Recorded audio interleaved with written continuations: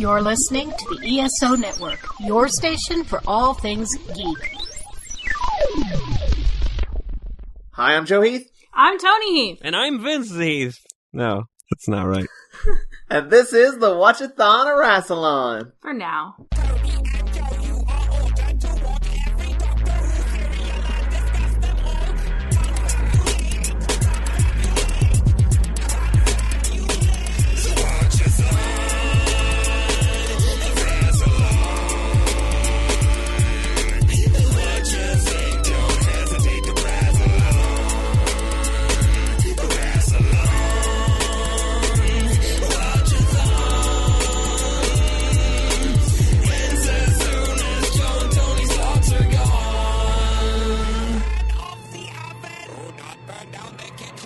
Today we're going to be talking about the third serial of the 10th season of Doctor Who, Frontier in Space! In space? Yep, that's where it is. I'm pretty sure. For the most part. Actually, I think it takes place on a lot of different planets. Anyway, Those planets are in space. Everything's We're in space everything's in right space. now. So this whole thing could be set on Earth and it would still be in space? Yeah. Okay. Yeah, everything is a thing in space. We've established this. Everything that happens there. This serial consists of 6 episodes that aired from February 24th, 1973 to March 31st, 1973. True facts! Thank you for getting us this serial. Matt Golden of mgoldentumbles.tumblr.com. That's Tumbles without an E because it's Tumblr. Thanks, Matt. If you would like to sponsor an episode of the podcast, you too can purchase a DVD for us on our Amazon wish list, which you can get to by going to watchyourassalon.com/support. And there's a link there. So do that and you'll be cool. Like all of your friends. Speaking of our friends, we have a special guest today. Vincent E.L. is here, you guys. Hi! Vincent E.L. Heath, who we've officially adopted. I made the theme song for this podcast. It's true you did. What else? You've also done the theme song for Atop the Fourth Wall. That's true. The theme song for the Projectionist Project. That is also true. I've also done the theme song for, sort of theme song for weird video games. You did the title track from the short film Better Off Inside. That is true also. And I did a puppet video for the Dr. Horrible DVD because there was a contest. And I've probably made other theme songs that I forgot. Oh yeah, I did another podcast theme song for The Reasons I'm Broke. So that's a thing that exists also. Are we ready to talk about Doctor Who? Is there anything else we need to get out of the way before we talk about Doctor Who? Yeah, I have some issues with all of you, actually. Okay. Bring it. What are your issues? No, I don't. I don't really. I couldn't even think of anything for a joke. Really? But I'm not on top of my game today. So it's going to be a good podcast. I'm not on top of anyone's game on any day, so everything's going to work out just fine, I think. As long as we're all at the same mediocre level. Here's to a mediocre podcast. I am always on the same mediocre level. That's my guarantee and motto. That's my home. That's where I live. Just like, I'm clearly going to be carrying this podcast again. Oh, I forgot to ask. Is anything on in the kitchen? No. Okay, good. We haven't been home long enough. Yeah, we just got back from There vacation, might be something on in the Airbnb we just left. But that's their problem now. Oh yeah, you guys just did the run away from your responsibilities. Yeah. Yep, Mark III. We went to Milwaukee with previous podcast guests, Chris Cherry and Jez. Just Jez. And we saw a bunch of dead things. It was a good time. We literally saw a dead body. We did. What? And that's all we'll say about that. That's all you'll say about it? Any more information would be too much. Okay, I shan't pry then. I'll tell because I like telling stories. I like creating mysteries, so. We were walking down the street and there was like was it a hearse, I guess? It was a hearse. And they were loading a body into the back of it. Like, it wasn't like a hearse. It was like something that takes something to, I don't know, it was a body bag. It wasn't like a coffin or anything. Well, first you have the hearse, and then you have the rehearse. God damn it. But we also went to the Public Museum in Milwaukee, which is terrifying. There's a lot of dioramas and displays and stuff, but it's like brutal. I almost thought you were going to say there's lots of diarrhea. Yes, a lot of diarrhea. That is terrifying. Yeah, halfway through that word, I was like, this is going to take a turn. It's a real shitty museum. No, that's a good museum. It's just like all of the displays were like... You know how there's always a display of the dinosaurs and it's usually like the T-Rex attacking like another dinosaur. It's always a Triceratops, actually. Yeah. I feel like it's always a Triceratops. A T-Rex and a Triceratops. In every museum. Never a Stegosaurus? Maybe sometimes a Stegosaurus. I'm really basing it off of, like, the 2 museums I've ever seen. But they both have T-Rex eating a Triceratops. The one that I had seen previously, it's like a little animatronic dealie. Uh-huh. And, like, the Triceratops is trying to get away. And this one, the Triceratops is dead, and its guts are hanging out from, like, a hole where the T-Rex is actively eating it. And there was a lot of stuff in the museum like that. It's just brutal. Like, I didn't need to see Triceratops intestines, but Yeah. I did. Enjoy the sights of Milwaukee. We went to another place, Lounge 42, and lost at Kevin Smith trivia. We did. But we didn't lose by much. Everyone lost by the same amount. How is that possible? Well, there was Kevin Smith questions and also general knowledge.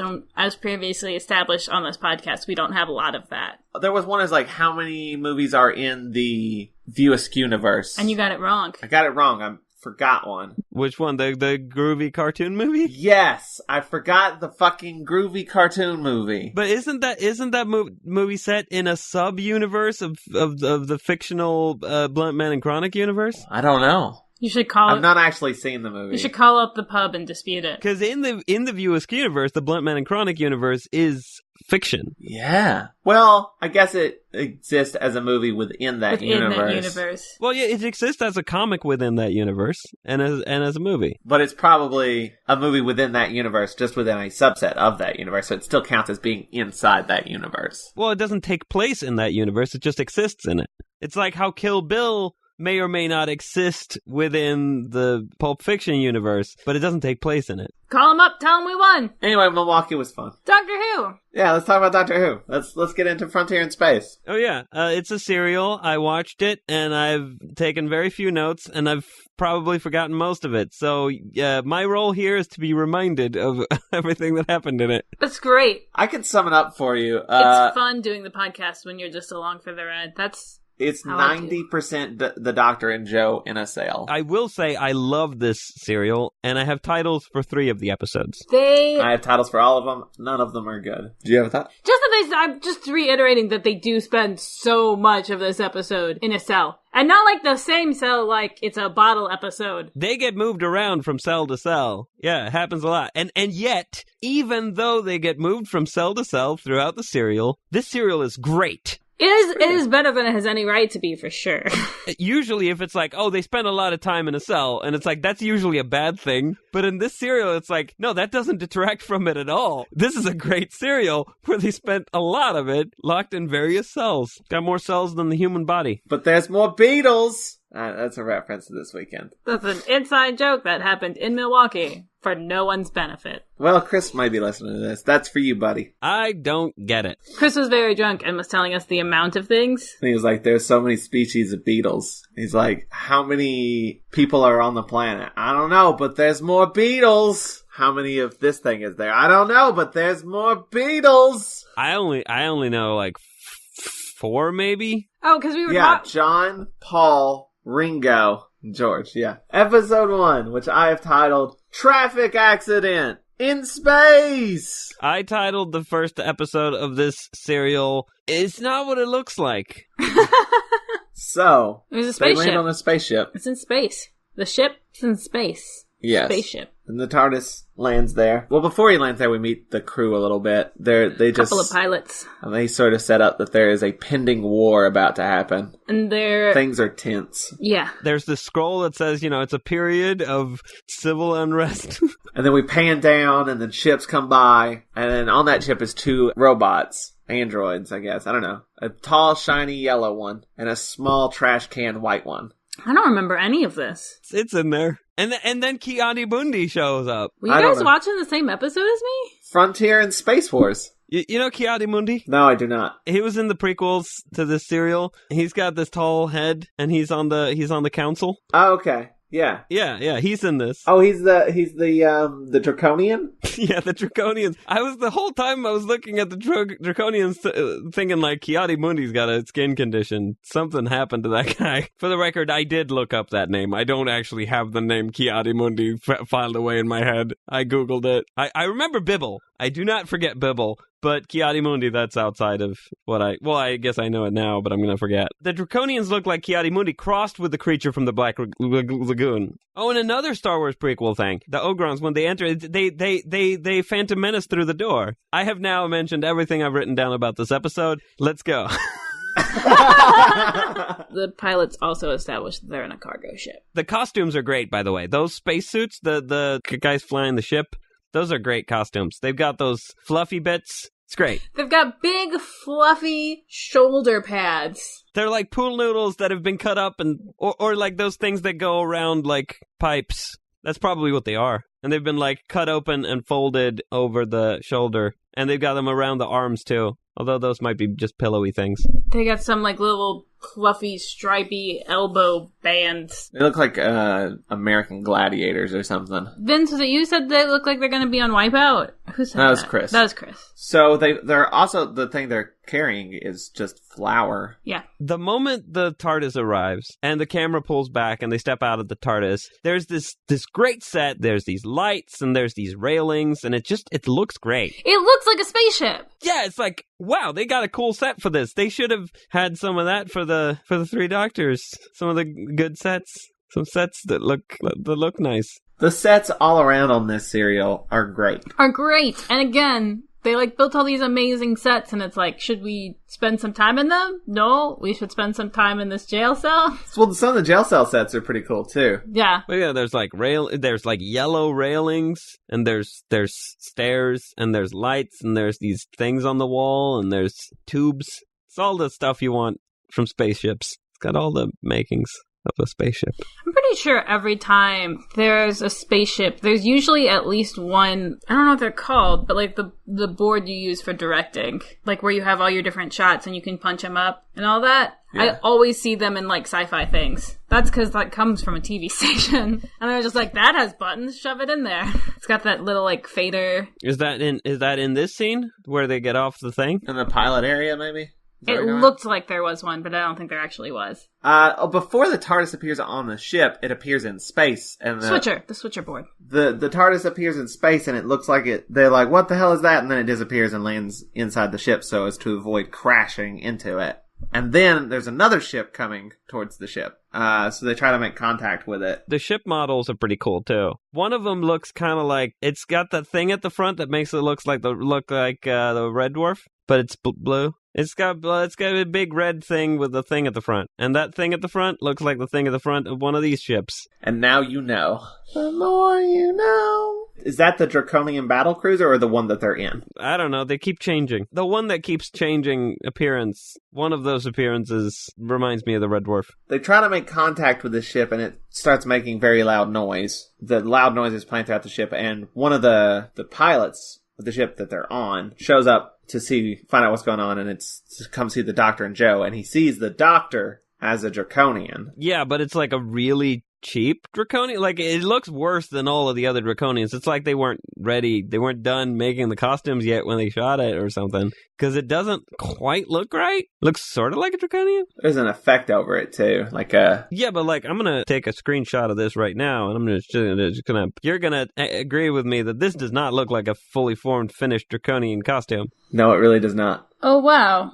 That's really bad. Yeah, it looks really unfinished. Where are the eyes? I know, right? It's like they had like a model of like, oh, this is approximately what we're going for, and they just took a shot of that. Like, this is probably a miniature. Or just like a sculpture that they had like work in progress thing where it's like, oh, this might be what it's going to look like approximately. Because it doesn't quite look right. Yeah, it doesn't look like it's on somebody. It looks like it's just the mask. But that's what the pilot sees the Doctor as. But Joe sees the pilot as a Drashig. Yeah, the things from that other great episode. Carnival of Monsters. Carnival of Monsters was like, this is better than it has any right to be. It's like, it was a lot of fun, and the monsters were really cool, and then there's this sort of sense over the whole thing where it's like, this feels really cheap, but it's amazing. The Drashigs were really well designed, I thought. Specifically, Creepy when you, gross. like, the close-up of them slinking along.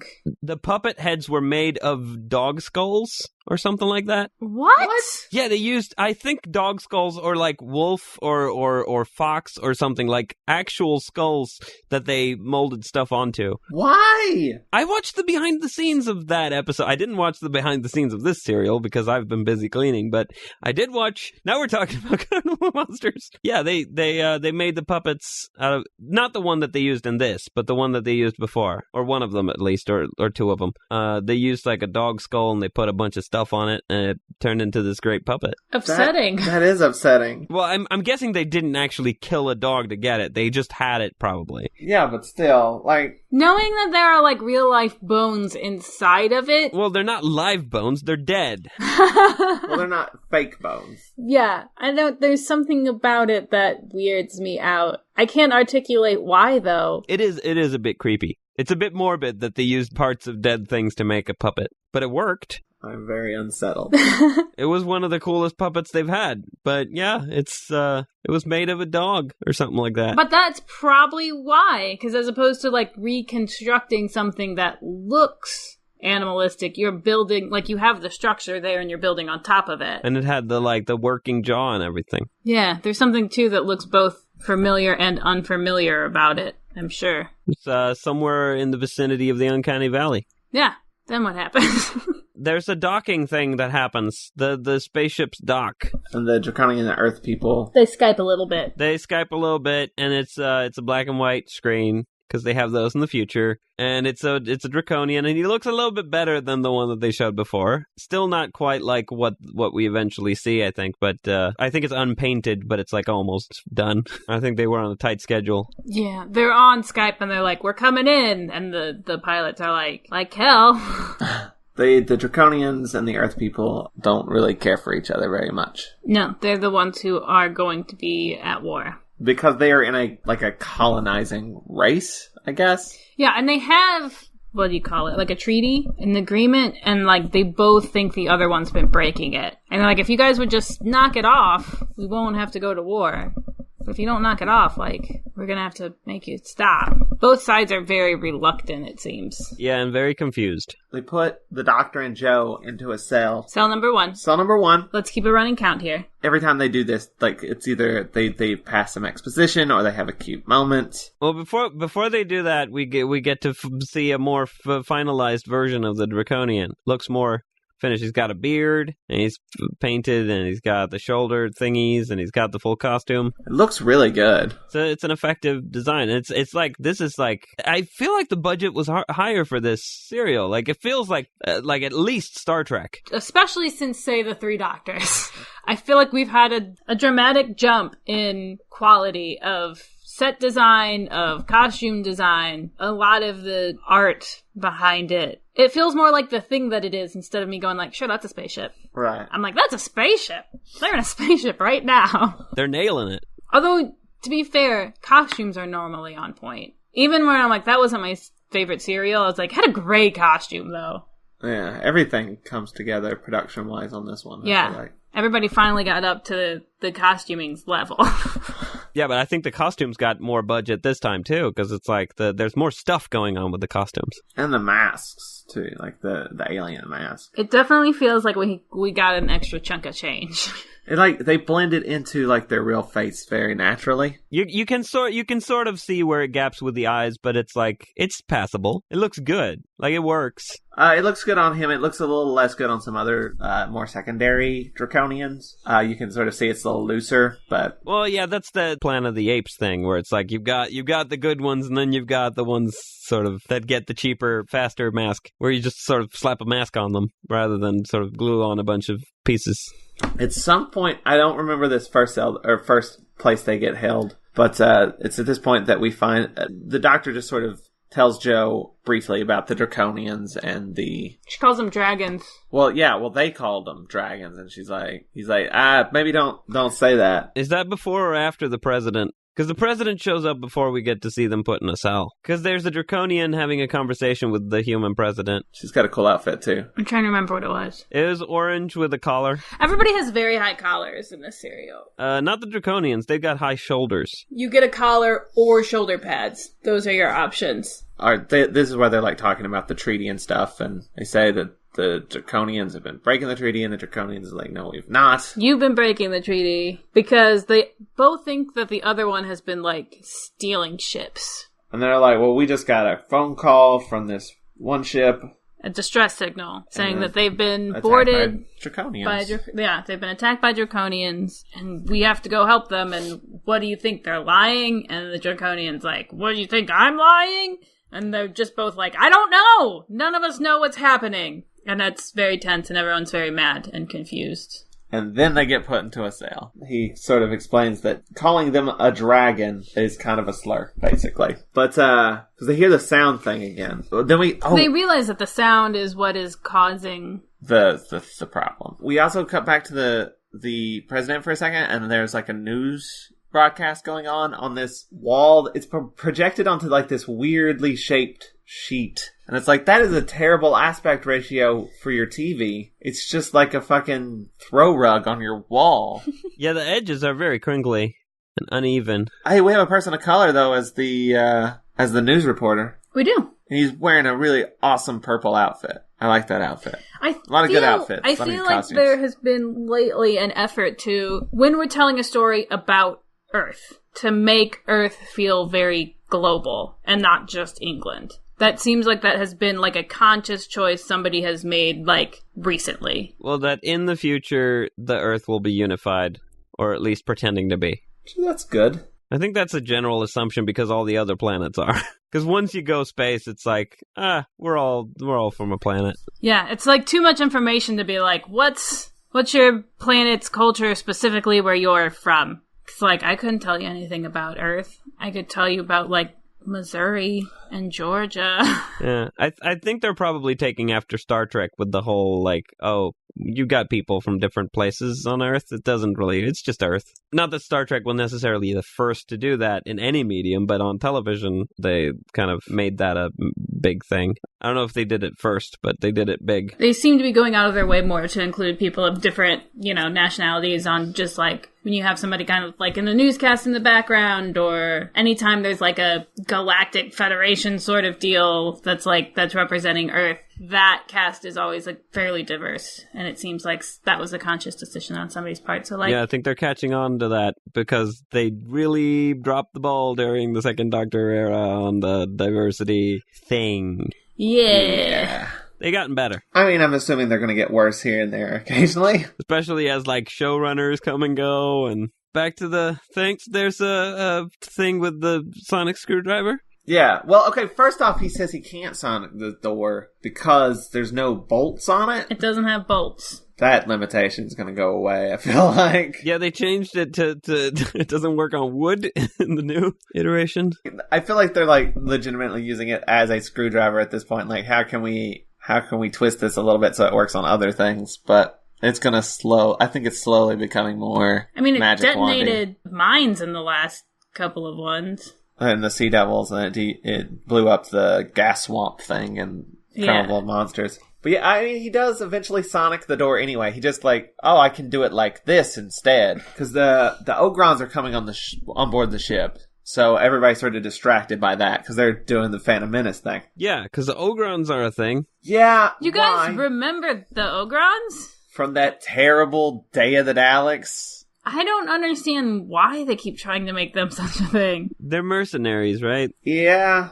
I don't care for them. They don't have like a good design. They're just orcs. They're just space orcs. They're not interesting in any way. The first time they showed up, they didn't even do anything. They didn't need to be there, no. They didn't add anything to the story. They don't super add anything to this story. And their name is just Ogre with the sci-fi ending. I hate them. The Ogrons.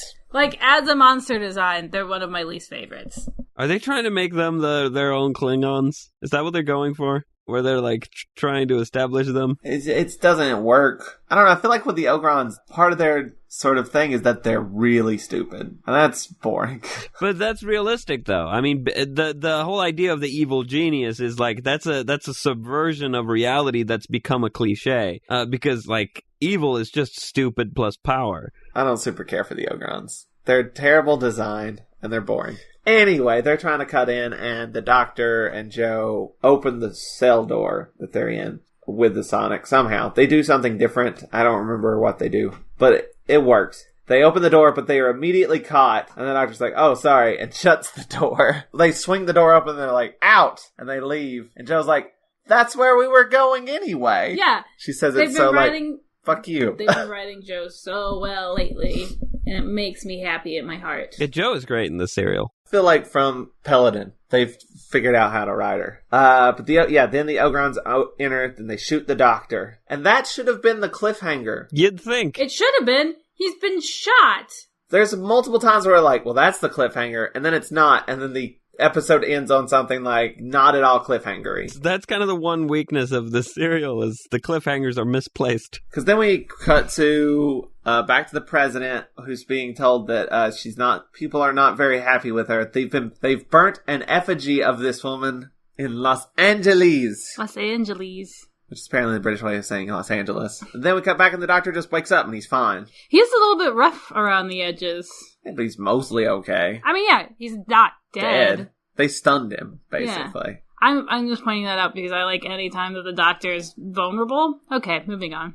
Joe is back in her cell. The doctor's not. They just left him lying out there? Yeah, they shot him, knew that he wasn't dead, only stunned him, and then was like, do we need to carry this one to the cell? No? Okay. Now, he'll just walk right back into his cell. He did that. He gets up and he walks back to his cell. And he finds out that they took all the cargo, but they also took the TARDIS. The Ogrons did. And the crew has been stunned as well, the pilots and stuff. But then the rescue ship arrives. The doctor talks to them a little bit, but the crew awakens and says that they were attacked by Draconians and that the doctor and Joe must have been in on it and they're traitors. And that's the cliffhanger. It kind of stops in the middle of this conversation. Like, I feel like something got cut and they're like, oh shit, this episode's not long enough. We gotta move everything back a bit. And then it affected all of the cliffhangers. I feel like that has to have been what happened. Yeah, they must have taken something out of the first episode, or they just miscalculated, and they had to like, oh shit, oh fine, we'll just put the cliffhanger here instead.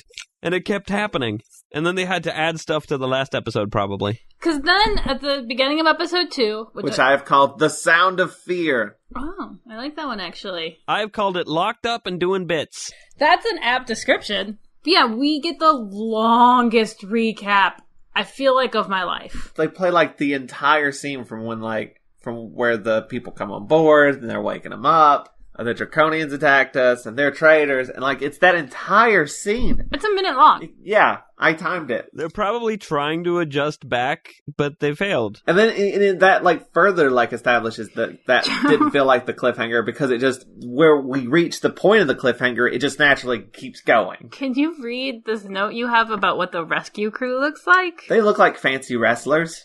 Please explain. They look like fancy wrestlers. In what way? I thought they looked like American Gladiators. Exactly. Oh, okay. Fancy wrestlers. Fancy wrestlers. Is that the genre of American Gladiators? Fancy wrestling? Yeah, fancy wrestling. There was a Swedish version of American Gladiators. What was it called? The Gladiators. You didn't have like You didn't feel the need to specify their nationality? No, the Swedish version of American Idol. Really? Yeah, they don't bother to put the fucking country in it because it's on Swedish television and people are speaking Swedish. You don't need to clarify.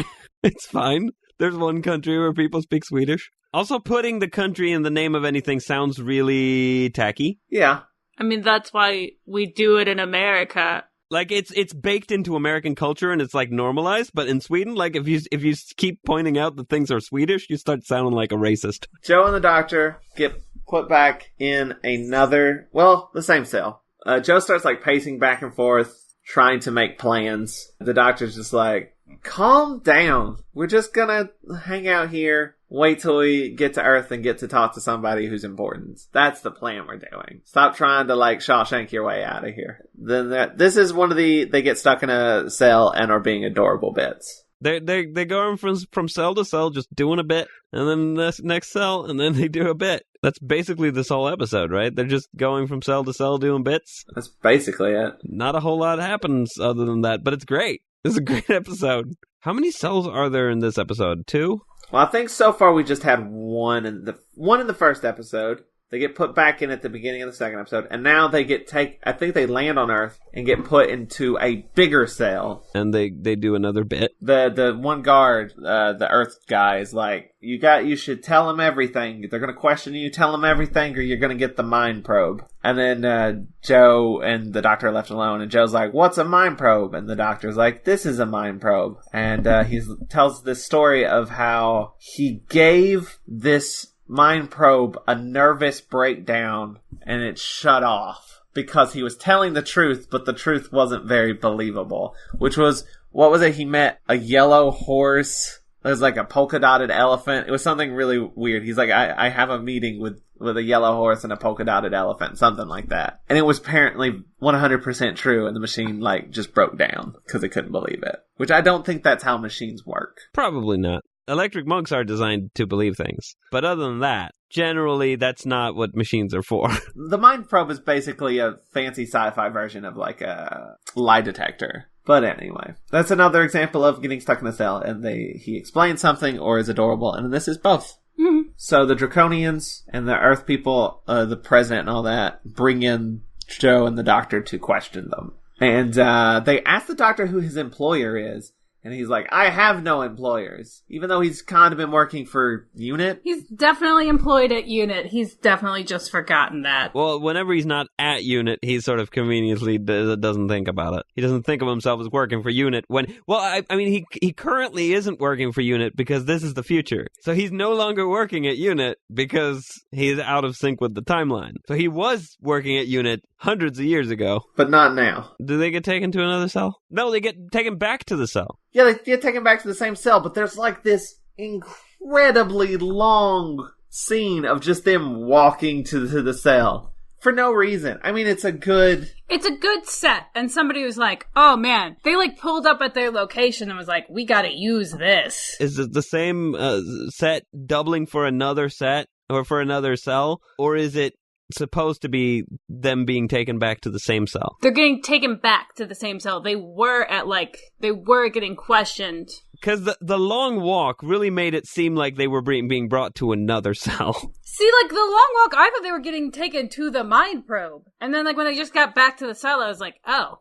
I, really thought we were, building up the tension to be tortured. And it's like they were already tortured, and they're just bringing them back. They just really like that. Well, they haven't tortured them yet. They were questioned. They weren't tortured. Yeah, they just sort of brought them, had a little chat, and then they took them back to the cell. So why didn't they show the walk the first time, but they showed it the second time? That really fucks with the perception of, where they are. Because you're establishing it after having been there. And it makes it seem like they're going to a new place because of the establishing. Because it's like, oh, let's establish a new place. And it's the same place? By all rights, it makes no sense. Yeah, from a filmmaking standpoint, it seems like they're being taken from one cell to another, rather than from one cell back to itself. They put that scene in the wrong place. Yeah, it would have worked better if they just moved it. And they don't say anything in that scene, so you could. Yeah, no, it's just walking. It's walking to music. They could have had a cut-down version of the walk before they got to the cell the first time.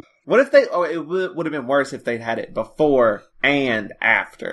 No, that's some One Doctor era shit. You gotta see everything. How else will we know they've moved? But they haven't moved. They're back at the same place. They could have just questioned them in the cell. There was no point getting them out of the cell and putting them back in the cell. Do you think the president's going to leave her office? They could have had one of those Skypey phones. But they get put back in the cell. The doctor tries to sonic the door, and it sets off an alarm. So they're like, oh well, guess we'll just stay here. So it's an alarm that detects sound waves? I guess, or tampering. Yeah, any tampering with the lock mechanism. Yeah, I guess the lock itself could be alarmed for movement. Yeah, I think he's twisting the bolts. Then we cut to the Draconians' office, which is sweet. It's really cool. They got a window to the outside, and it's got regular trees. Well, I think it's their office on Earth. Oh, this is the embassy? Yeah. And they got a desk that has some weird shit on it, desk ornaments. You gotta do a better job of explaining. Come on now. Listen, I watched this a week ago. I don't remember exactly what it would look like. They got one of those ball televisions that they use for Skyping. I guess that's a 70s thing. That was the thing. There's this thing that looks like a metal heart or something. Yeah, it's like a art piece. It's very slick. It feels like a very, like, minimalistic, arty office. So, I like it. It's a very good set. It's very big, too. And they're making use of a lot of tiny 70s kitsch televisions in this serial. Because the president has one too, but like it's not a ball, it's a circle. It's a cylinder. And I think they kind of have this plan. They come up with this plan because they want to question the Doctor and Joe separately. Can I talk about how much their plan doesn't make any dang sense? Well, sure. Doesn't make any dang sense. Thank you. They're going to break him out of prison? They want to question him because they obviously, like, the Earth people are like, these are your spies. And they're like, we don't know who the fuck that is. And they're like, think like the other one is making shit up. So they want to question them alone. But, like, their plan, like, they were planning to do it, like, sneakily, right? Right. It's like, well, if they escape, you know, we can't break them out of prison because that would be, like, ethically sketchy with, like, all the treaties we have going on. But if they were to escape and they were to come to us and ask for, like, sanctuary, it would be rude not to. And so, like, he leaves going like, well, go take care of that then. And I thought they were going to be, like, sneaky. That they were going to, like, sneak in, let them out, like, be like, meet us here, and sneak back out. So that they could just be like, they just escaped. They came here. So they had plausible deniability. They don't do that.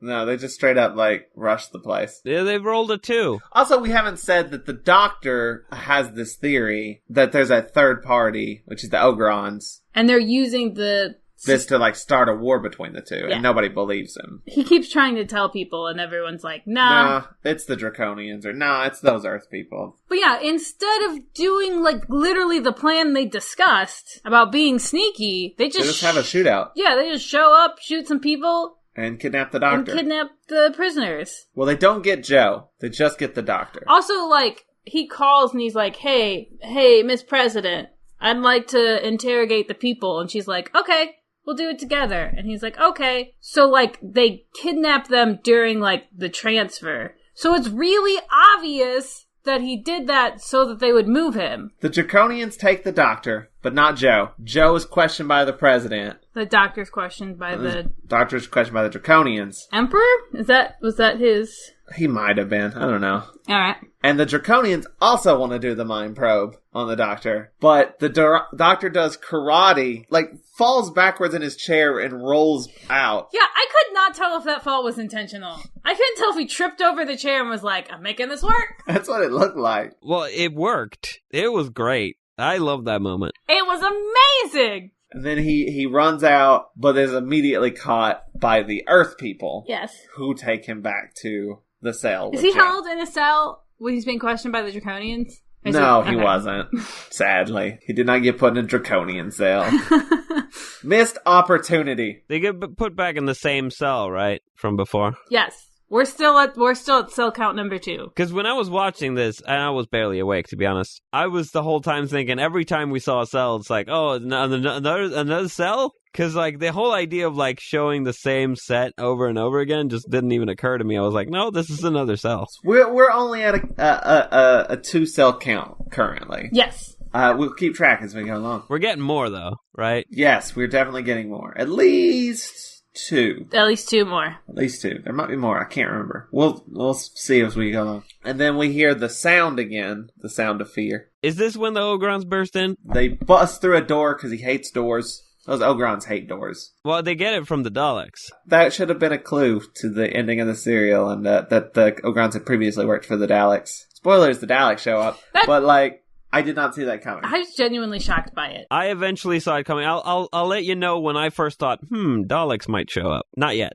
There's a part early on in, like, the first episode where they're in their first cell and they're talking about the Ogrons and who is, like, really the mastermind behind them, because it's like, obviously they're too dumb to be, like, trying to orchestrate a war. And Joe says, well, are they working for the Daleks? And the Doctor's like, no. So, like, the first time the Ogrons showed up, I was like, oh, man, Daleks are gonna be in this. And then that scene happened, and I was like, oh, the Doctor just said Daleks aren't gonna be in this, so they're not. I felt lied to. Because the Doctor's never wrong. The Doctor never lies either, obviously. Rule number 1. What's rule number 1? Tony, what is rule number 1? We don't talk about Fight Club. That's the wrong rule number 1. We never lie about Fight Club. That's also the wrong rule number 1. Rule number 1. What's rule number 1? It's also not "How do I know you're not a cop?" which is from the trailer to a movie called Entrapment with Sean Connery. He's like, rule number 1. How do I know you're not a cop? Which is, that's a great rule. Rule number 1, the doctor always lies about being a cop. Yeah, that's it. Well, the doctor does always lie about being a cop. It says right on the TARDIS, police. So he's definitely lying about being a cop. Although, Shadow Proclamation. Does the Ogron that enters at the end, he barks something? Is that dialogue or is that just a weird bark? I think he says, "You, come," but in Ogron speak. So he's like, "You, come." He's very mumbly and growly, but I think that's what he says. I think he says, "You, come." Maybe, okay, I don't want to hear the phrase "you come" anymore. I'm done with that. You come. No, you come. That's the end of episode 2, which is awesome. It's an okay cliffhanger, I guess.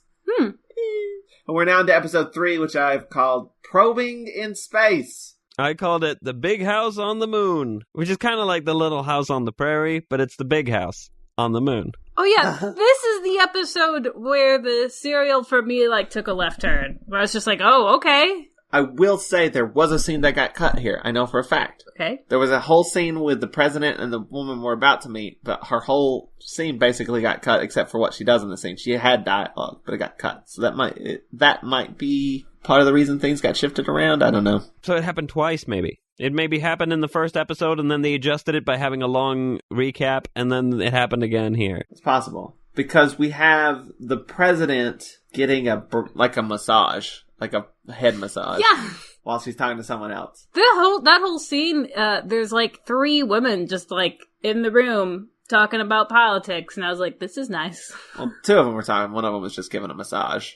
Yeah. She had lines, but it got cut. So this passes the test. Well, do they have names? President and the other one.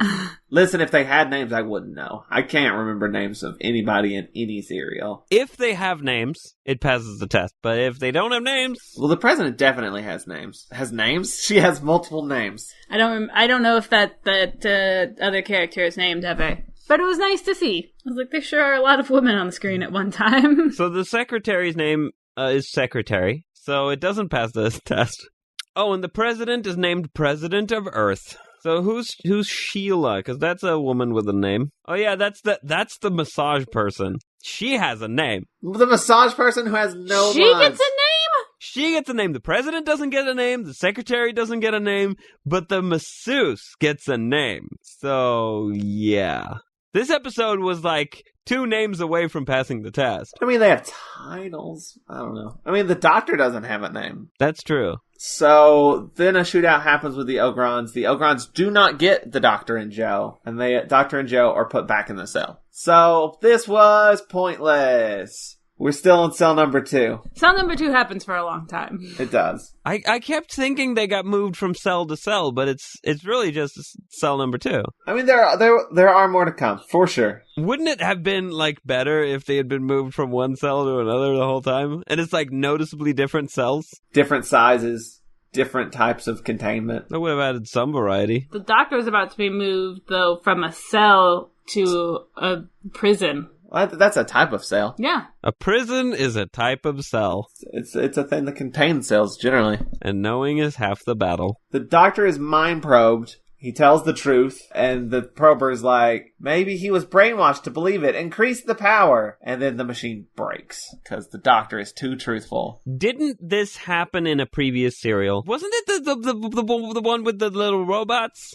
Of course. In that episode, wasn't there a scene where they got tortured or mind probed or something, and they kept answering the right answers, the truth, and the bad guys were like, we refuse to believe the truth. Was that serial, or was that a different one? I know it's happened before. They definitely did it in that, and they also did it in the Space Museum, the first Doctor, where they hooked up the thing and they could see his thoughts. But wasn't there one of those where they kept saying, no, you're this is what we know, and he's like, no, that's not true, and they were like, yes, it is, stop lying, and they had a thing that could tell them if he was lying, and it was saying that he wasn't lying, and then they were like, he's lying, so it's why do you even have the fucking machine if you don't fucking trust the output? If you don't trust the machine, why do you have the machine? Why do you use it? Why even bother? Yeah, that It was happens- the Dominators. It happens in the War Machines. You mean the War Games. The War Games. Yeah, they're like interrogating Zoe, and she keeps telling them. He's actually the feeding dude has like her. the binocular. Yeah, thing. he's actually feeding her like the answers that he wants. Where he's like, "You're spies," and she's like, "No, we're not." He's like, "You came here to screw things up," and she's like, "No." Yeah, I find that so frustrating especially when there's technology involved that's supposed to tell the bad guys whether they're lying, and the thing is saying that they're not lying, and they're like, "No, you're lying," because then it's like, why do you even use that fucking machine if you don't trust it? If you don't trust the output, why even bother like using it? Because it's like it's giving you output. Read the fucking readings. What's your problem? There's a reason why you're using the machine, and if you're not gonna pay attention to it, fucking throw it in the trash. That's what you do with a machine that's not doing what it's supposed to do. Like, you either trust that the output is accurate, or you don't use the machine. If you're repeatedly getting those same results, it's like, well, clearly either this machine is a bad machine, and we should stop using it, or it's giving accurate output, and I should stop mistrusting what it's saying. Like, you have two ways to go with that, and to continue to pressure torture doesn't work. You are correct. Shit's stupid. But I love this cereal, but it has that moment, and it's like this cereal has so many things that, like, normally I would be like, this is so, I can't stand this, and it's like, no, I love this cereal, because like they keep getting put in cells, and that's like the worst. Getting put in cells over and over again, the same cell over and over again. It's a terrible thing.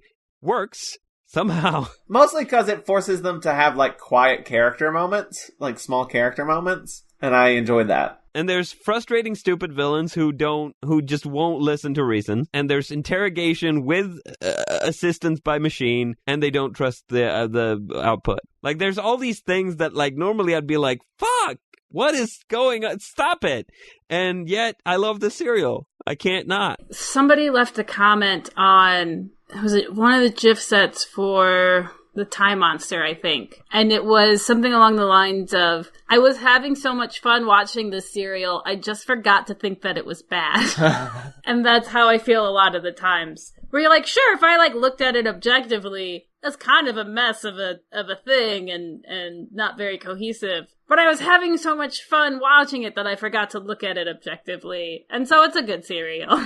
Well, it's got great sets, it's got great costume, it's got great bits. The Mind Probe breaks, and they put the Doctor back in the cell. Yes. And he just sort of lays down and is like, maybe we'll get kidnapped again. Maybe we'll be taken to a nicer new cell. That's my plan now. Just hope we get kidnapped. But instead, he gets taken to the president, where he is sentenced to a lunar penal colony. Without a trial. After this thing just said he was innocent. Yeah, politics, man. That's so sketchy. And not only that, Joe is not coming with him, and he doesn't get to say goodbye. Yeah, why did they bother questioning him if what he said shouldn't put him in a cell, and the output of the machine shouldn't put him in a cell, and they put him in another cell? And it's like, why do they even bother to question him if they're just going to lock him up no matter what? The illusion of due process? Yeah, but they don't trust the process. If they had trusted the process, they would have been like, well, the machine says it's fine, so let's not put him on the moon. But they do. They put him on the moon. And the sentence is forever. We meet some other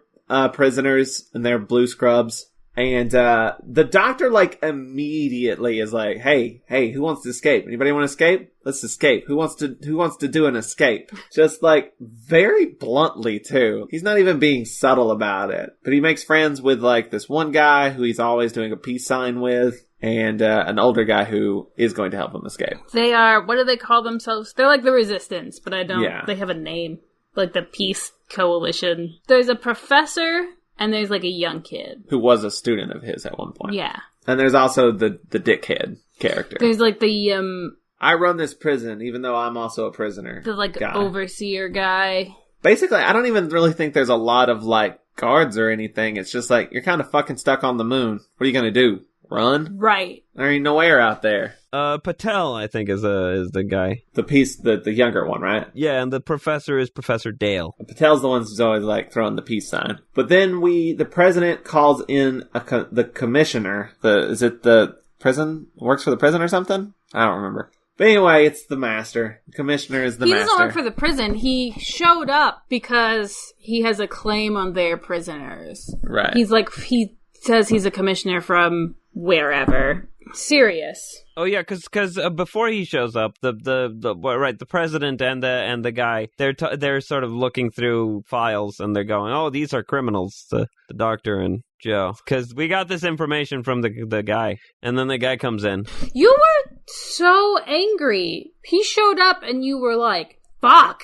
Yeah, I was watching. Because I wasn't watching the stream at this point, I think, but I did watch it afterward because it was logged. So I watched along with you guys afterward. And I said, "Fuck you." That's what I said. Why were you so angry? Because he's always wearing some dumbass disguise, strolling in. It's always him. It's like it's the same reaction I had when he showed up in Colony in space. I don't know why. Just like it makes me like mad. Not like in a I don't like it way. But, like, you rascal. But, like, the disguise he's wearing now is an I'm with Dalek shirt. See, that I didn't pick up on that. I didn't either. You didn't see the I'm with Dalek shirt? It says, like, I'm with Dalek, and there's, like, an arrow that points to the side. No, what it is it's a symbol that looks like a Dalek. It's like it's a ball, and it's got a little eye thing on the top, and it's got, like, stripes on the lower part. So it's like a Dalek ball. I kept staring at it, too. See, that doesn't seem in character for me. It seems like it should say master. In the second shot, or like when we've cut away from the master and then we cut back to the master, because there was a little mini scene in the prison. When we cut back to him, we're fairly close up, and at that moment I go, oh, he's wearing a Dalek shirt, and then we get to see he's like with the president and the guy with the collar.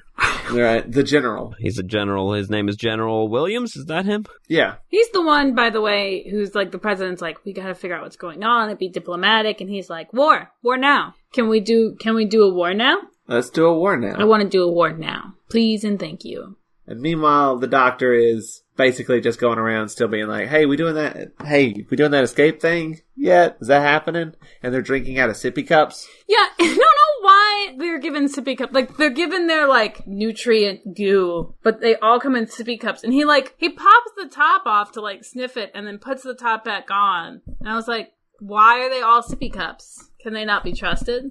Real cups? Well, it's a prison, and it's the future, and sippy cups are a more advanced technology than the regular cups. They keep you from spilling things. Well, the sippy cups might also be so that it's harder for someone to passingly drop something into your drink. Sure, but the top pops off. Yeah, but in order to pop someone else's top off in order to drug them, you're gonna notice that.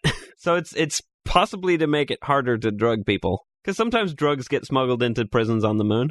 Yeah, I've heard that's a real problem. So the master gets Joe and says that he has the doctor's TARDIS, which is why he's sort of stuck around and like, I'm going to fuck with him some since, he's nearby. That's what I do. Can we just take a moment to appreciate Joe gets up, gets in his fucking face. She does. Yeah. She's not having any of his shit today. That's the master. She's dealt with him before. She knows that guy. She knows his deal. And she gets up and she just stares him right in the face. This shit is badass. Basically, the look on her face is one who has never given a shit in her entire life. Or one who has given enough shits to be like, I'm done giving a shit. Yeah, we're done with you. That's enough of your jibber jabber.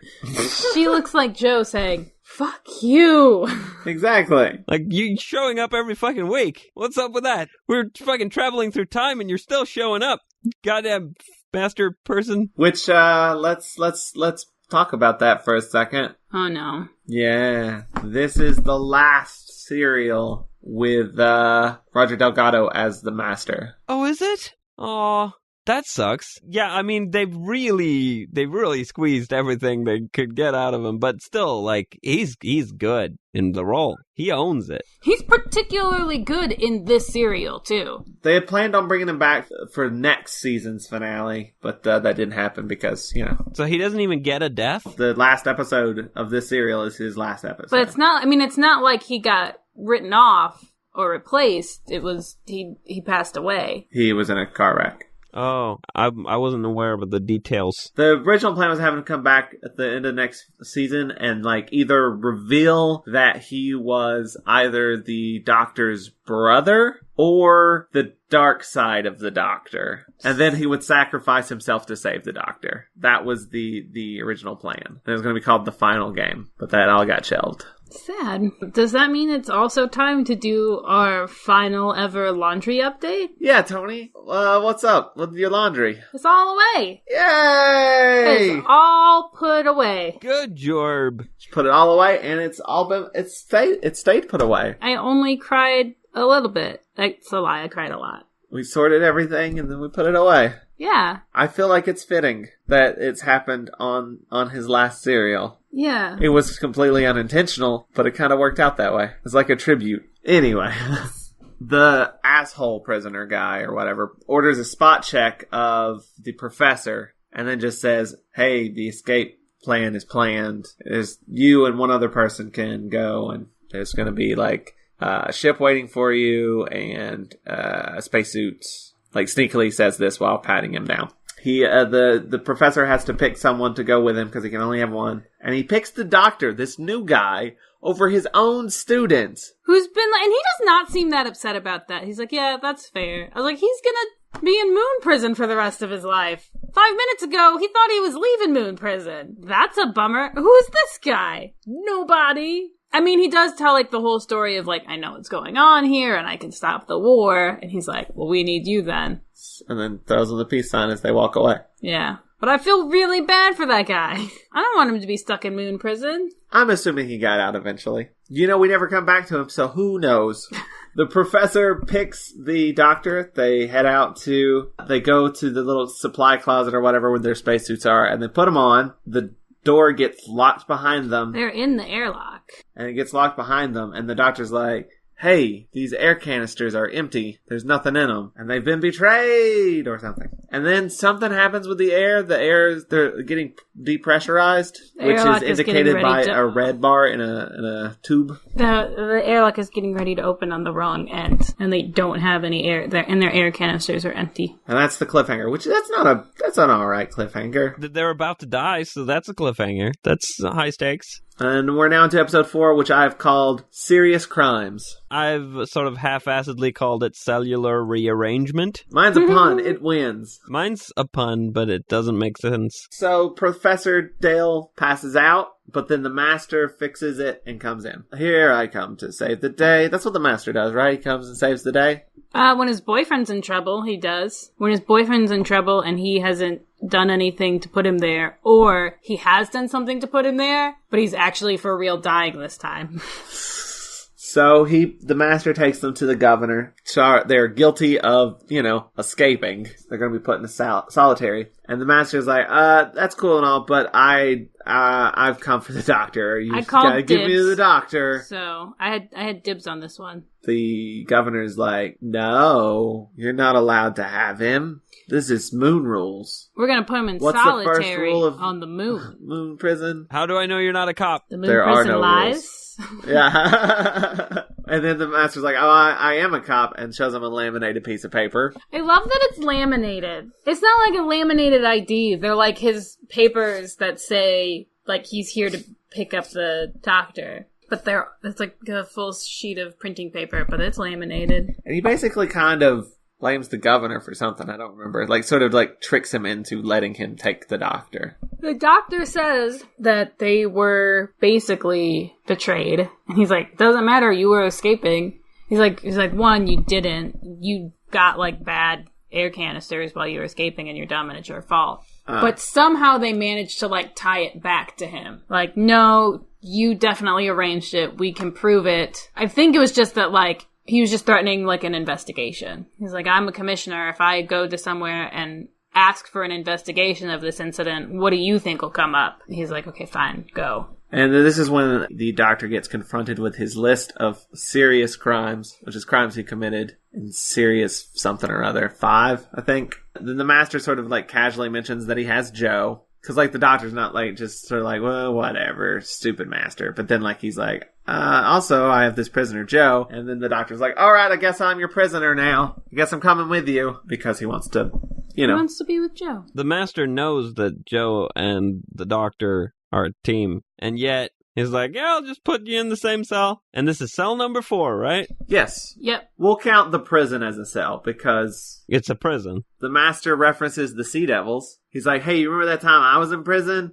How the tables have turned. Now I'm looking at you through the other side of the bars. And it says that they're being watched by closed-circuit television, so no funny business. What exactly constitutes funny business? What they're about to do, which it literally is funny. It's a great scene. I love it so much. Can we talk about it? I'm going to talk about it. The Doctor doesn't have a screwdriver, by the way. The Doctor, no, they took it from him at the moon prison. But he has a shoelace? I don't know what that thing is. Yeah, Like it's a wire saw. And then I think it was like hidden in his shoe somehow. He has a wire saw. There's one security camera. That's your first problem. Get 2 of them. So wait, the technology for seeing when bolts are tampered with exists, but not the technology for seeing when you're sawing the stuff apart. Well, this is a different cell. It's not as advanced. Because, okay, that one was triggered by movement. They're in a spaceship now. They're in a totally different cell. They were in a spaceship then. No, they weren't. They were on Earth.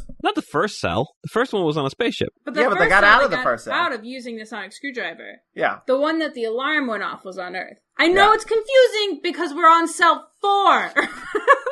Too many cells. Anyway, so they're chatting and they're just like talking about their lives and their issues. And at some point, the Doctor sort of motions Joe to stand in front of the security camera. She does that while the Doctor is behind his back, sawing through the bars. And actually, he's sawing through the bars the whole time while they're talking. I think it's once he's through, she starts standing in front of the security camera. He sort of gets out and she just keeps talking away. Just monologuing. First off, they, recap the war games. Then they, shit-talk the brig.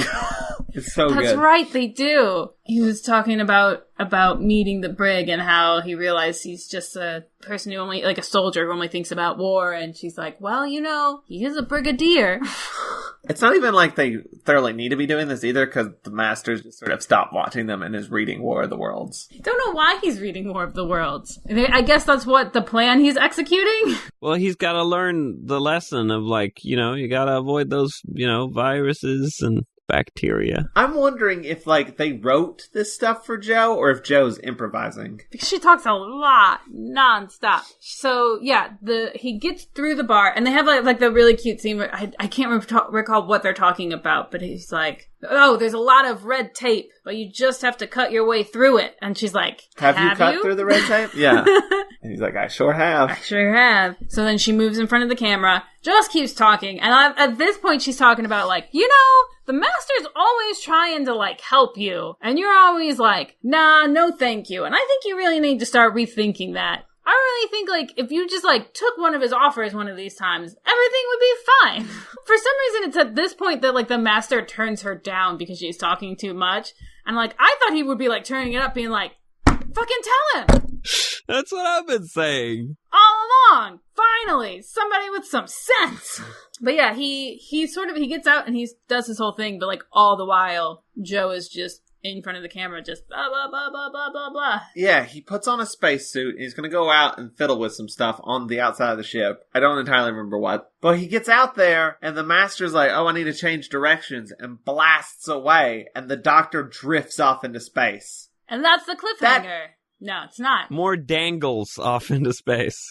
You can really see how far up the rope is attached by his movement, because he's swinging back and forth. That should have been the cliffhanger. That is a cliffhanger. You're stranded in space. But it's not. This episode keeps going. He uses the air from his canister to sort of direct him back towards the ship. The Master checks back in on Joe, make sure she's okay. And then she says something. He's like, you sound distressed. Are you okay? He seems legitimately concerned about Joe. But, she's like, oh, everything's fine. And he's like, how are you, Doctor? And she's like, he's asleep. Please let him sleep. He hasn't slept for a very long time. And the Master's like, bullshit, and goes to go check it out. But, Joe is still trying to do the distraction thing, doing the talking And it's just very sad because she thinks the doctor is drifting out in space to die. Yeah, she's like sitting over where he should be, so like the master can't see, and it's just like saying stuff like, you should really be more careful because one of these days you're gonna take a risk and it's gonna be the last one you take.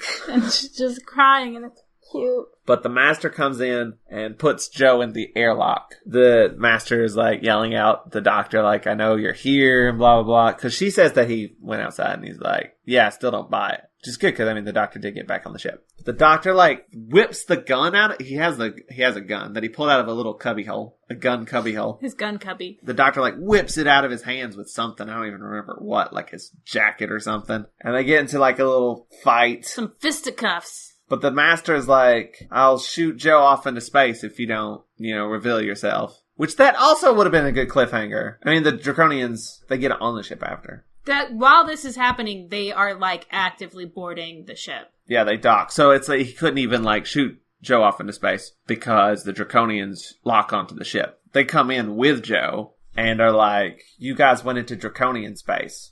You get the death penalty, which that seems a little severe. There's not even a slap on the wrist or nothing. It's just time to die. I think the doctor asks for a trial, but they are taken away in their ship or in the Draconian ship. It's in the Draconian ship, right? It looks very similar. And they all three get put in a cell. Cell number 5? Cell number 5. It's either the same cell or cell number 5. I don't know. Oh, Can't maybe tell. it is the same cell. Because maybe they're taking that. I don't know. Is that the master? They commandeer the master ship, or are they on the Draconian ship? It might be the same cell, or it might be... I mean, the background looks a bit different, but that might be because the lights are on. But is it supposed to look different? Or they're just like, this is like the 5th cell. I ran out of things to make cell sets with. No, it's a different cell, because there's a rug or a cover or something on the slab thing. I don't know what you call that. So this is cell number 5. Yeah, I think it's the same set, but they very, very slightly changed it. They turned the lights on and they threw a thing on the thing. That's how they made another cell. So the doctor, the master, and Joe are all put in cell number 5. Cell number 5. The Draconian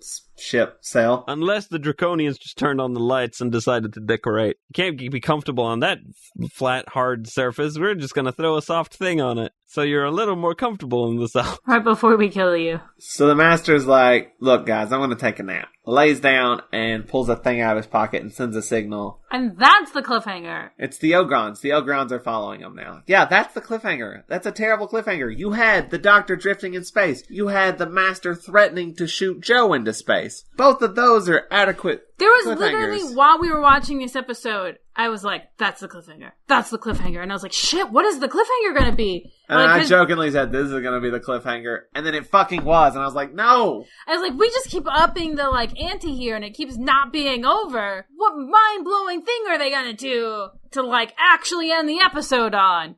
And it's the master takes a nap. I mean, it is the reveal that, the Ogrons are following them. But that's, compared to, the 2 other things that happen in this episode, not very... Dramatic, yeah. So that's the end of episode 4. We're now into episode 5, which I have called The Noble of Draconia. I have called it... The Moment of Silence? What did you say? I said I've called it... Bold choice. I wasn't taking notes at this point. So they land. The master pretends to be asleep. The doctor calls him out on it. He's not asleep, Joe. He's just pretending to be asleep, so we know how little he cares about being here. And the master just wakes up like, "Aw, man, you know me so well." She starts laughing. He's like, let's go to it. Let's do the thing. And then take me to your leader. And then they pull some guns on him. He's like, all right, I'll calm down a little. So they get taken to the Draconian Emperor. His son wants a war. He doesn't like the Earth people, but the Emperor is like, no, we need to be peaceable and shit. We need to really make sure we know what's going on before we start this war, because there's every possibility it would wipe both of us out. So let's question these people and see what's going on. And it's they bring in the doctor, and the doctor is like, I am a noble of Draconia. I came here a long time ago and did some good shit for you guys. And they're like, that's just a legend. He's like, but he was called the doctor, right? He came in the TARDIS, right? Checks out, that's me. And says that the master has been manipulating this war. And Joe tries to say some things, and the Emperor's son is like, hey, women don't talk in here. And we're all like, the fuck? Rude? Those are some sexist draconians. Or at least that one draconian is sexist. Females are not permitted to speak around the Emperor, is more or less what he says. But I mean, there's a point where the Emperor, he keeps saying that, and the Emperor's like, shut up, let her talk. Well, the Jesus. Emperor's thing is, like, we have to respect other cultures. So, like, it's definitely a cultural thing that, like, women aren't allowed to speak. This is, like, a diplomatic choice, not like a, you're being an asshole, let her speak. There's a Earth ship that is coming to land to talk to them. But then Joe hears the sound, says, do you guys hear that? And then the guy's like, silence, female. And she's like, you shut the fuck up and listen. She does. She calls him out. Yeah, it was really cool. It was really good. And the Ogrons attack. There's a bit of a struggle. Then they leave with the master. The Draconians see these Ogrons as Earthmen. But once the sound fades away, they see the Ogrons. And they realize that the doctor has told the truth. The master's pissed. Because he's like, what do you mean you left somebody behind? You know that's how the whole thing fucking works, right? The Ogrons are stupid. One of the Ogrons that got left behind, he'll look like a human. You've ruined, like, my whole plan. And, like, the Ogrons keep trying to talk to him, and he's just, like, annoyed by them greatly.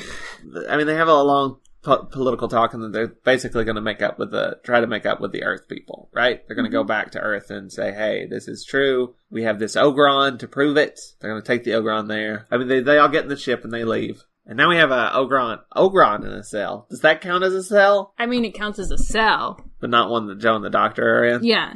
It doesn't up the cell count. This is cell 5B. Is that the same as cell 5? I'm not sure. It might be. What ship are they on? They're on the Draconian ship. So, yeah. So, yes. So now they're moving characters in and out of the same cell rather than moving characters back and forth between different cells. It is the same cell, but now the Ogron's in it. And Joe gives him a banana. You seem really upset by that. I don't know. I worry that it may have unintentional racist connotations. Because he's I think you're black, over-worried. And I don't know. It seems like maybe some design choices should have been a little different. Are they black? Aren't they green? No, they are dark black. I thought they were dark green too. Because I don't think of the Ogrons as blackface. I think of them as dark green aliens, but like really dark green. Okay, listen, I'm looking at pictures of them, and there's definitely things about their design that are not cool. It's definitely on the line, if anything. But it is dark green. I think they might have been lightened over I think that's a later era Ogron, possibly. Could they bring them back again? They're not that good! They're really not. Because in this thing, they're purple. I mean, they're like, look at these dumb animals. Here, have a banana. Well, bananas are high in potassium, and people eat them all the time. Like, I don't really get the connection necessarily between, like, bananas and racism, because it's... Well, treating people like monkeys. Well, people eat bananas. People go to the store and buy bananas. Like, I don't get why that's necessarily a monkey thing. Because of the way those characters are designed and look and act on top of it. I'm not saying any of it is necessarily racist, but, like, there's a lot of stuff piling on that is a little unfortunate. I don't think their look is supposed to be simian. I think the intent is for them to be, like, ogres. Yeah, I don't know. I'm not the only person who's brought this up. I've seen people talk about it. I'm sure you're not. I mean, there's definitely an iffy aspect to it. I just don't think the banana is part of it. I feel like it's an additional portion, like, layered on that maybe seems a little unfortunate. I wouldn't have done it, is what I am saying. So anyway, they're being followed by the Ogrons. They're like, what do we do? They're like, should we shoot a rocket at them? And the master doesn't want to because it's not personal enough. It's business. He doesn't want his boyfriend actually dead. But the doctor calls in, and the master is like, let us board, which I don't know why the doctor doesn't recognize his voice at all. He's not even, like, pretending to be the brig at this point. No, he does not even try to put on a voice. He pretty much just sounds like the master. They get close enough that they can release a missile. He said he wasn't going to release a rocket, but he releases missiles anyway. Attacks the ship. There's a lot of wobbly ship acting, which is great. It's good. Good's a strong word. It's the most coordinated it's ever been. Yeah, everybody ducks and weaves in the same direction. I wonder if they got a rig, too. I doubt it. Well, they've just gotten better at it, maybe.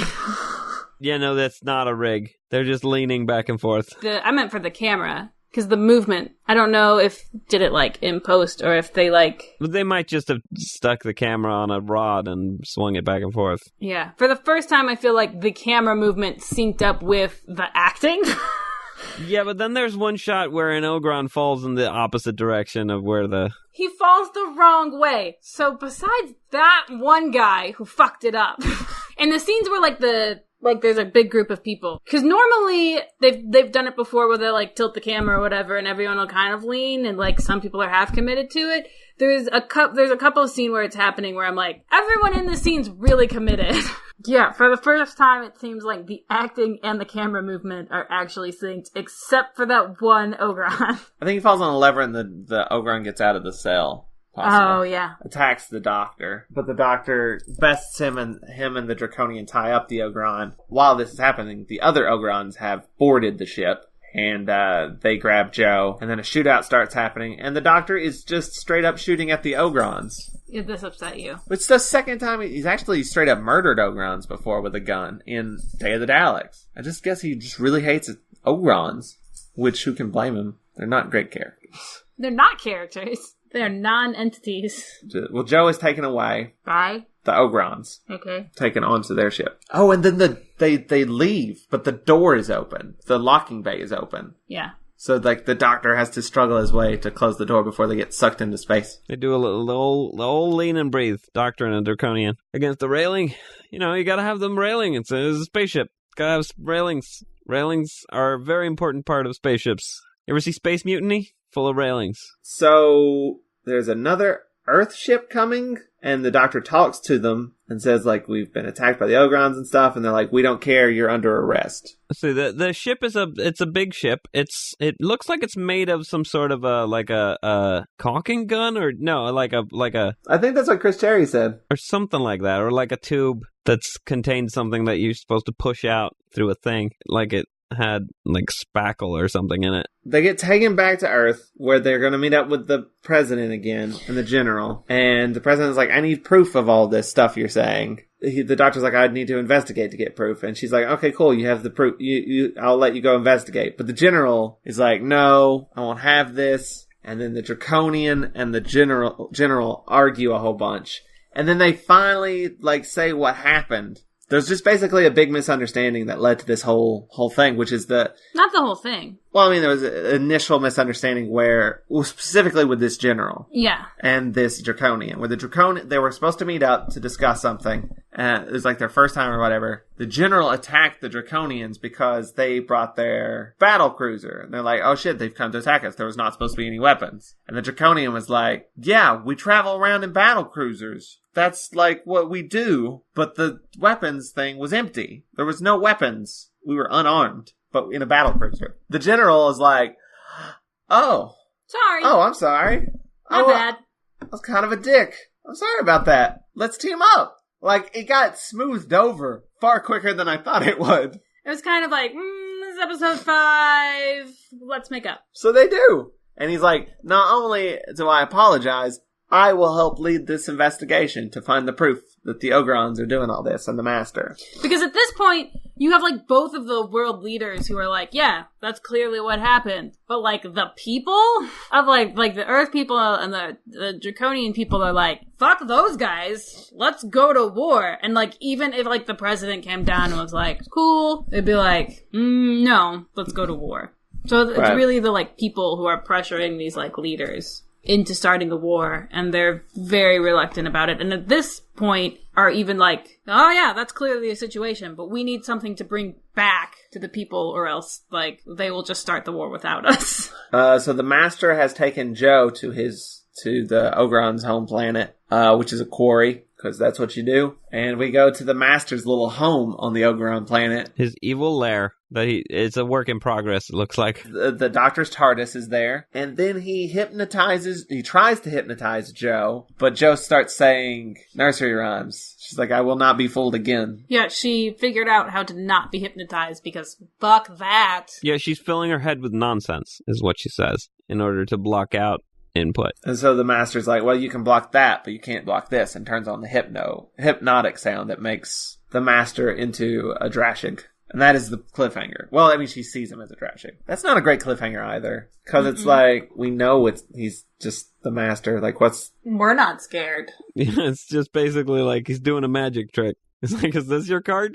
And she's like, no, it's not my card. I had the 10 of clubs. He could just shoot her. That would be more terrifying. Like, this is just like, look at this pretty picture I put up. It's not a great cliffhanger. But we're now into episode 6, which I've called Planet of the Ogrons. He's a Drashig, then he turns into a sea devil for some reason, and then it just stops working. She knows what it is. And she just has to convince herself to not be afraid, and then she can see the master. Okay, first it's the Drashig, but it's the better puppet. It's the dog puppet. And then there's, Sea Devil. No, the Sea Devil is the third thing, I think. The second thing is something else. Looks like a chicken. I don't know. Chicken turtle? That's a sea devil. Which one's the sea devil and which one's whatever else? The second one you sent is definitely a sea devil. Yeah, so what's the one before it? That's also a sea devil. It looks like a slightly different sea devil, though. It doesn't have the things. It looks like a sea devil more than anything else. Yeah, it's got the same eyes. Was it supposed to be a transformation? I think it might have been. I think, it might be a Drashig supposed to be turning into Sea Devil. Maybe it was something left over that was like a rejected design for the Sea Devils. Then we get just a brief recap that the president needs proof. Which is just, we watch another news scene of like this really angry Southern guy wanting the war. That seems right. Oh yeah, the American accent. So how do you rank it? I mean, it's not good. It's very stereotypical. How's it next to mine? Yours is more fun. Not more accurate? Do you mean your American accent or your Southern American accent? I mean my American accent, whichever one. Yeah, your American accent's fine. Your Southern American accent is definitely a bit stylized, so... a little over the top. But it needs to be. I feel like anytime someone does a Southern accent, it is always sort of very over the top. You know what I mean? To be fair, yeah, I've met our neighbor. That's true. He's the most over the top Southern accent I've ever encountered, and that shit's in the wild. What is it? Sling Blade? Scruffy, the janitor? He was talking to me once while he was drinking, and I was just like, uh-huh. No idea what he's saying. None of his words actually physically left his mouth. They just kept piling up right here and accumulating. You know what it's time for? What is it time for? Another cell! Already? Yeah, what is this? 6? Joe is shoved into quite possibly the worst cell yet. It's a cage on top of some dirt. She is put inside the cell. She gets soup with the biggest spoon I've ever seen. It is a very, very large spoon, which she proceeds to use to dig out from underneath the cell to get out. Which is something she does very fast. She dug a whole Joe-sized tunnel in a very small amount of time. Yeah, that was some fast digging. Although, she does have a degree in escapology. And also, to be fair, the master totally set this up so she could get out. But still, she should at least be like, this is a little suspicious that there is this loose soil here. Also, she's not even dirty. She doesn't get dirty. I'm supposed to believe she crawled through a dirt tunnel and she still looks perfect. That's the power of Joe. Unit has some very... dirt-resistant... advanced clothing technology. And her face? She had a handkerchief. She stopped to put her makeup back on before any other scenes happened.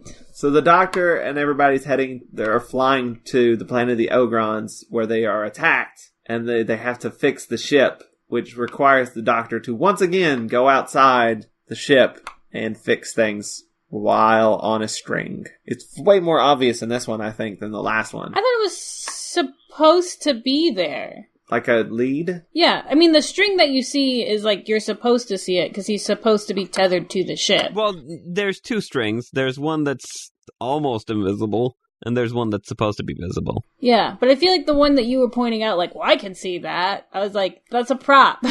Well, no, because one of them's taut and one of them's not. And the taut one, you can understand where it is, even though it's pretty much invisible, by how he's moving. Like, it's clear that he's hanging from a thing by the way his body moves in the air. It's not weightless, it's hanging from a point. But he fixes the thing and gets back in. They get attacked in the middle of it, though, or they're going to be. Ship coming to attack them. So they're going to do maximum hyperdrive to get away from the ship and get to the planet. But Joe gets out of her dirt cage. Well, she follows this Ogron who bows to this weird painting. Oh, the mural. The mural. It's so gross. Yeah, it looks like weirdly mutated Flesh. Flesh chunks. This is like the precursor to the adipose. No, the adipose are cute. This is gross. Because there's definitely parts where you can see, like, it looks like there's just blood. There's just blood and flesh. It looks like a weird tumorous, I'm sorry to say it, but penis. So I was going to say ball sack. Well, it's all bunched up. It's gross. It is. It's very fleshy and gross. And this weird. happens, like, so briefly that you're like, what the fuck was that? But we haven't seen it yet, either. This is just the painting. It's just the painting. The painting is there for so brief, and then they don't come back to it for so long. It's like it's established, and then, like, years later, they bring it up again, it feels like. I suspect in, like, the first draft, that thing came out of nowhere. It's like, what the fuck is that thing? Like, we need to establish that. Fuck, put a mural up. Well, and actually it was supposed to be a bigger deal, and then... Yeah, the director didn't like it, so he cut it. The director took one look at it and was like, gross. Well, when we get to the scene, I'll mention what was supposed to happen, but it didn't happen. So, like, this thing is kind of set up, and it's sort of mentioned again, but really, like, it's a setup for a thing that never happens. So it's just this weird flesh tumor creature. It's a terrifying creature that eats Ogrons, basically. And Ogrons do not like it. I don't like it. But Joe sneaks around, finds the coordinates that the master has left laying around, finds a radio, calls out, and says where she is, and help. And then the master catches her, says he purposefully left out those coordinates so that they can trap the doctor. And that's a short-range communicator. The doctor's the only one who's going to be able to hear it. Nobody else is going to come to help. It was a trap. And then he puts his little homing signal that he set off earlier. He sets it down so that the doctor will think that's also been set up for him. And, it works. The doctor hones in on it. Okay. So they do think it's suspicious, but they land anyway. Because, like, what the fuck else are you going to do?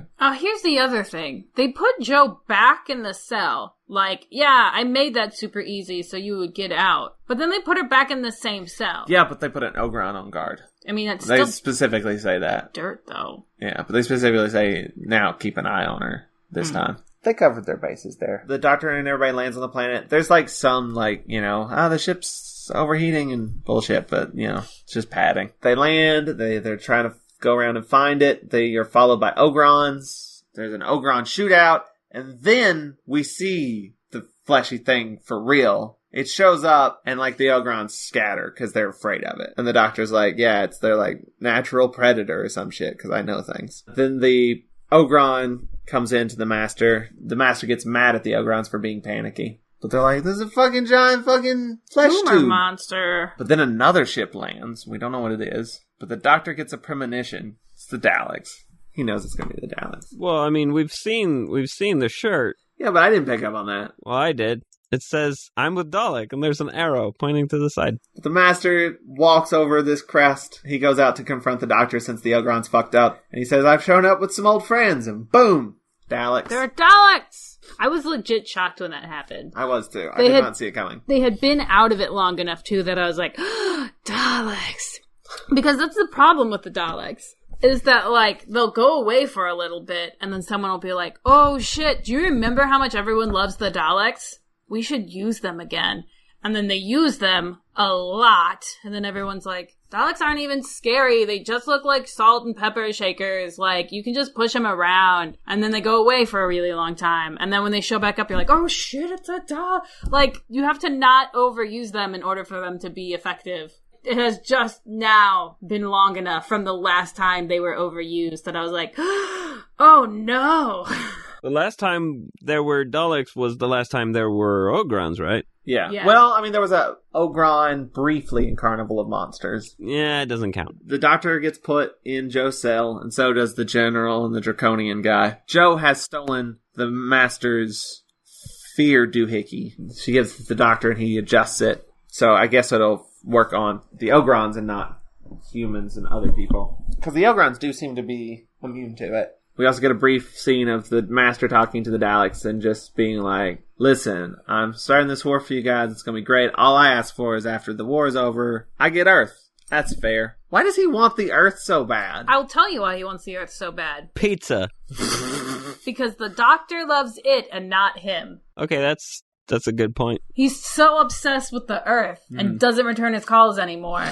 He's like breaking somebody's favorite toy because they're not playing with him. He doesn't give a damn about the Earth. He wants the Doctor's attention. That is exactly what it is. You're completely right. I cannot argue with that, and I won't, and I don't want to, because you're right. So the Doctor turns on the fear box, which turns the Doctor into a Dalek. He just turns into a Dalek, and he's like, let us out, and the other one's like, oh shit, sorry, and lets them go. John Pertwee's Dalek voice, just wanted to mention it. Is it good or bad? I don't remember. You can tell it's him, obviously. But it's nice. It's charming. It's a fun thing that happens. And then we have the Master do the same thing, though. But he's just mocking the Daleks. He hangs up and like, fucking stupid trash can. Think they can rule the universe. What does he say? He's like, you will obey. Because the Daleks say that all the time, too, actually. Exterminate is what they say. They say, you will obey. Yeah. And then they pass by the mural. Well, the first Elgron comes and tells the Master, hey, the Daleks wanted let out. And he's like, what? But yeah, then they see the painting. But then the General and the Draconian are like, we're going to leave and go tell people what's happening. Bring them proof and stuff. So they sort of part ways. The Doctor and Joe go to the TARDIS, but the Master's there. But then the sound device goes off and causes chaos. Which that was where the tumor thing was supposed to show up and scare off the Ogrons and everybody. But the director was like, nah, I don't want to drag that thing in here. It's awful. I don't like it. It's a terrible design. But yeah, during the chaos, the Doctor is shot by the Master. Possibly accidentally. Shot. I don't know. It seemed like he didn't mean to do it. Does he get shot in the head? Yeah, like a glancing blow to the temple. There's blood. Yeah, there is a little bit of blood. But he's okay. It didn't just barely got him, sort of deal. It shocked me. But what are the odds of that? Of getting shot in the head at exactly the angle that it doesn't make major damage? On TV, really good. Yeah, Joe drags the Doctor into the TARDIS. The Doctor's not doing very good either. He's okay, but he is not a well man. Turns on the TARDIS. It's like, I've got to send a message to the Time Lords. And he starts doing a thing, and that's the cliffhanger. There's a cliffhanger for the serial. Which was also a joke you were making. It was. You're like, this is going to be the one with the real cliffhanger. And it was. Nothing's resolved here. I mean, not as far as getting proof back to stop the war. I mean, that's resolved. I guess the Master's probably kind of resolved. I'm pretty sure the next serial is sort of self-contained. Well, and that's the thing. That's what I read, was that, they had a little bit of extra time. So they just wrote, a tease for the next episode. And I was like, they did? Because it all seemed like one big thing. It was my understanding that it wasn't just the Master who was planning things all along, it was the Daleks. Did they get the proof back? I didn't see it happen. They left to go take it, though. The General and the Draconian get away. Did the Tumor Beast, the actual Tumor Beast, not the mural, did the Tumor Beast get, a total of 5 seconds of screen time? On top of a mountain. Yeah. It was just for that scene. It was supposed to be in the cave as well, in the Master's little cave. During that whole confusing bit where the Doctor got shot. As it stands, the whole thing seems very pointless. More time is devoted to setting it up than ought to be. Which is what happens when you write something and then later change it and then leave those bits behind. Because time. They could have just left that bit out. But that's it. That's the end of Frontier in Space. Yeah. So we're going to take a quick break. And then we'll come back for final thoughts. Stick around. My name is Brian Foster.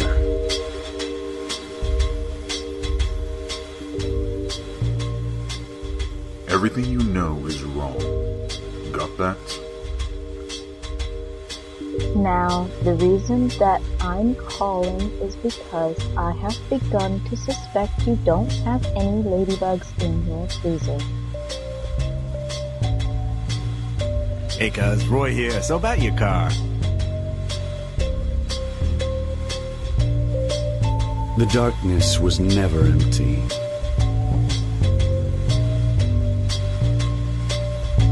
There's this presence in my head.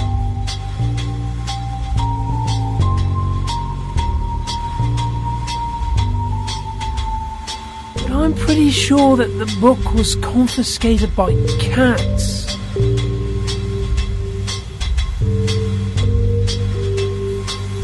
You're damn right we find a lot of bodies when Foster is around. And some people call me the Night Blogger.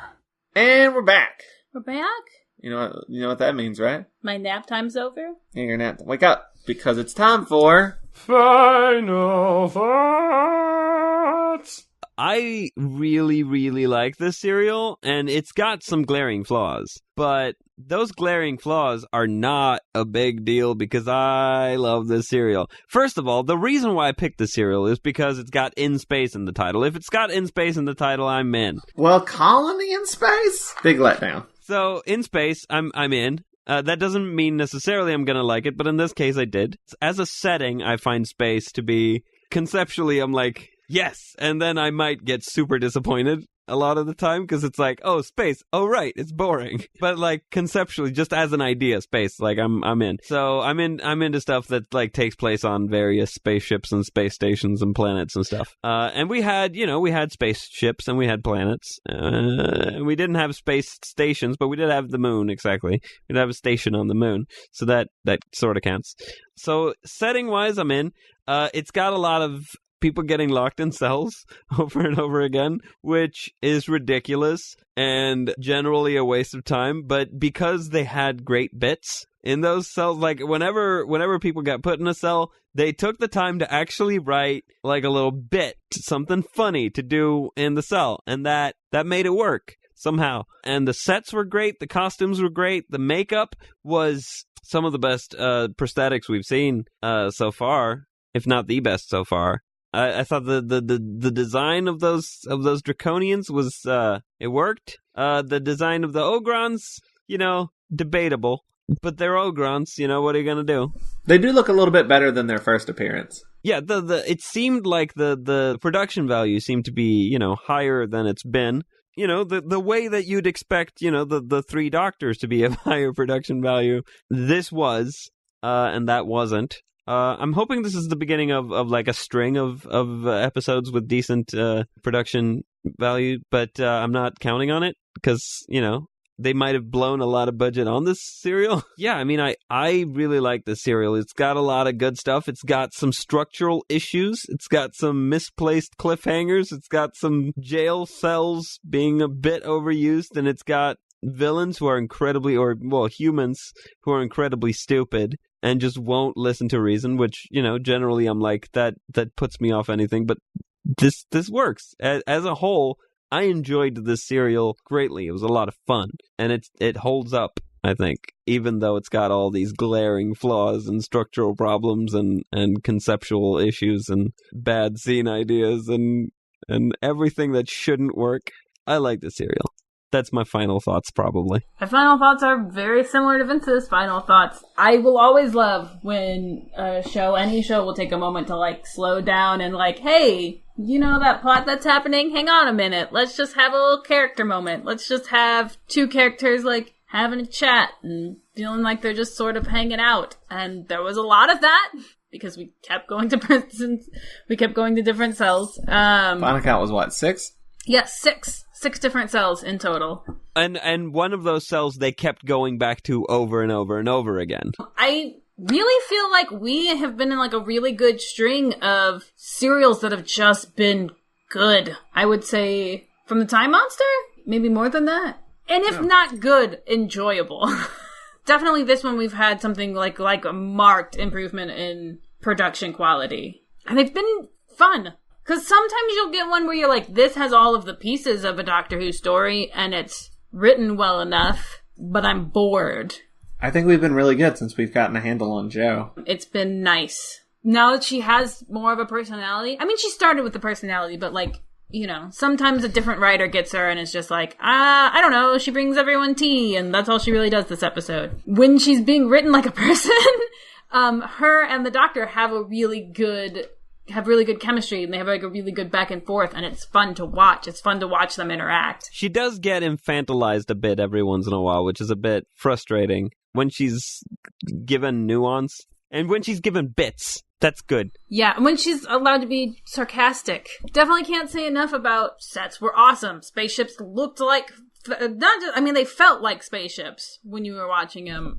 Models were even pretty good. I mean, obviously there were models, but there's limitations to what you can do. There was maybe one or two shots where there was a model spaceship and the camera's like locked to it and the background's moving. That was a bit obvious when that happened. You want the moving thing to be moving at least a little bit. But they looked neat. They looked like spaceships we hadn't seen before. It wasn't just like, here's a rocket and a flying saucer kind of thing. There was some design and some thought that went into it. Costumes always look good. Even in serials that are only okay, I feel like I'm always talking about the costumes. I feel like the costuming department just knows what's up. And then they were particularly good in this serial. So yeah, it was a fun one that looked really nice. Oh wait, one more final thought. It was a particularly good episode, I felt like, for the Master.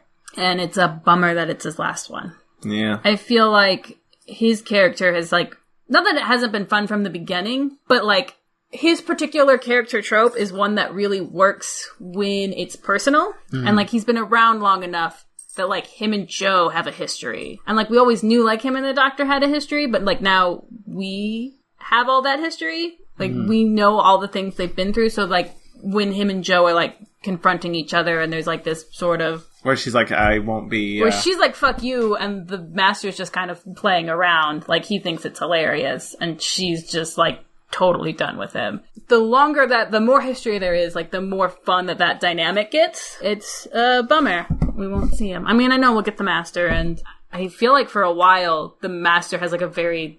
He regenerates, but he always has kind of the same aesthetic. Not like the Doctor where he's like, I'm just gonna wear this couch for a while, or whatever. Couch? Yeah, or like, I'm gonna wear this coat that was made from 20 different couches. The Master's always like, I'm gonna have a goatee, I'm gonna wear all black. Until one day he's like, nah, I'm gonna wear 6 shades and slick back my hair, or be a woman. I don't know. It's whatever. Didn't Eric Roberts come with the shades and the slick-backed hair, though? Wasn't that part of the package when he stole that body? Yeah, I suppose you're right. My final thoughts. I don't feel like I liked it as much as you guys liked it, but I liked it. I feel like it's a little too long. There's people being shoved in and out of sales. I do like all the character moments and stuff. I feel like Joe, the Doctor, the Master are all great. The costumes, the set design, all great. But the plot... I am already forgetting. The plot is nothing.